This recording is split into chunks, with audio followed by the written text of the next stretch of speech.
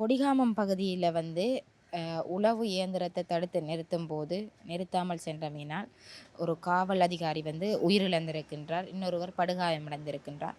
அது மணல் கடத்தி உளவு இயந்திரம் என்று சொல்லப்படுது. இந்த சம்பவத்தை பற்றி நீங்கள் என்ன நினைக்கிறீங்கள்? இது ஒரு துக்ககரமான விஷயம்தான்.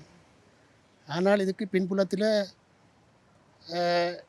எல்லா அரச உத்தியோகத்தர்களும் அரசாங்கத்தின் வரிப்பணத்தில் வாழ்கிற எல்லாரும் இதுக்கு பின்புலத்தில் இருக்கிறார்கள் என்பதை நாங்கள் புரிஞ்சு கொள்வோம்.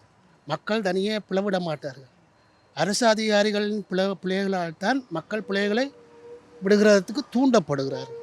இதனால் பிள்ளைகள் நடக்கின்றன.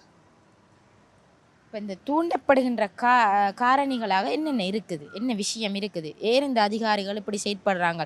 அவங்க மக்களுக்காக வேலை செய்கின்ற அரசு அதிகாரிகள், மக்களுடைய பணங்கள் வரி பணங்களில் தான் அவர்கள் சம்பளமே வேண்டுகின்றார்கள். அப்படி இருக்கும்போது ஏன் இவ்வாறான செயல்களில் ஈடுபடுகின்றார்கள்? என்ன காரணிகள் மக்களை தூண்டுகின்றது? பாரபட்சமான நடவடிக்கைகள். எந்த விஷயத்தை எடுத்தாலும் நீதியான நேர்மையான முறையில் அரசு உத்தியோகத்தர்கள் நடப்பார்களாக இருந்தால் ஒன்றும் பிழைக்காது. எல்லாம் சரியான மாதிரி மக்கள் அதை பின்பற்றுவார்.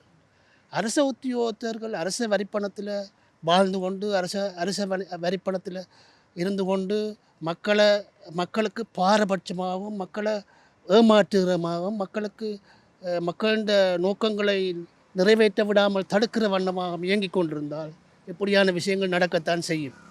இப்போ எங்களுடைய பிரதேசங்கள் எடுத்துக்கொண்டோம்னு சொன்னால் இந்த மணல் அகழ்வுன்றது மிகவும் ஒரு பாரதூரிய விளைவாக காணப்படுது. ஏன்னு சொன்னால் அது சார்ந்து அந்த பகுதியில் இருக்கிற மக்கள் அதிகமாக பாதிக்கப்படுகின்றார்கள், அதை சுற்றி வர இருக்கின்ற மக்கள் பாதிக்கப்படுகின்றார்கள், இயற்கை சூழல் பாதிக்கப்படுகின்றது. இப்போ இந்த மணல் அகழ்வுன்றதை காலங்காலமாக பிரச்சனைகள் வந்தாலும் அதை தடுப்பதற்கான எந்த ஒரு நியாயமான நடவடிக்கைகளும் இதுவரை எடுக்கப்படவில்லை என்றுதான் மக்களுடைய கருத்துக்களாக இருக்குது. இதை பற்றி நீங்கள் என்ன நினைக்கிறீர்கள்? நிச்சயமாக உண்மை. மக்கள் சொல்வது உண்மை. மக்கள் இந்த விஷயங்களால் பாதிக்கப்படுகிறபடியாகத்தான் மக்கள் இப்படியான விஷயங்களை செயல்படுகிறார்கள். மக்கள் ஏன் களவா மண் எடுக்கணும்? மண்ணை சரியான முறையில் அரச உத்தியோகத்தர் அதற்குரிய ஆக்கள் மற்ற எல்லாரும் சரியான முறையில் அதை பதிஞ்சு அதுக்கு உரிய மாதிரி அதுக்கு மக்களின் தேவைகளை நிறைவேற்றுறதுக்கு தான் மண் இருக்குது. மண்ணை வச்சு கொண்டு மக்களை விலை பேசி கொண்டிருக்க முடியாது. மக்களின் தேவைகளை பூர்த்தி செய்கிற அளவுக்கு அரச உத்தியோகத்தர்கள் சரியான முறையில் அவர்கள் நடப்பார்களாக இருந்தால் சரியான முறையில் அதுக்கு எத்தனையோ வழிமுறை இருக்குது.